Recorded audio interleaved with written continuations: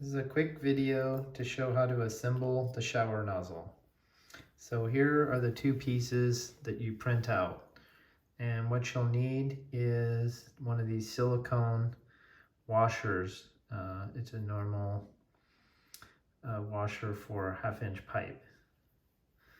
So what you do is you take this inside piece and this is your outside piece, clean up the print. I didn't do a very good job of that here.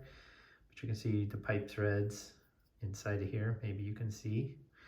But anyway, you just take this insert and you put it inside here.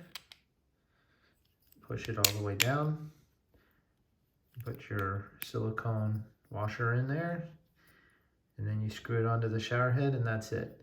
Now this feature here is simply so that you can turn it with your fingertips while you're screwing it on, because sometimes I found that based on the swivel or the pipe coming out of the wall, the water will have a slight asymmetric pattern to it.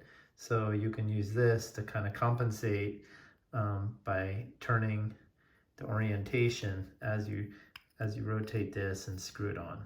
So that's it.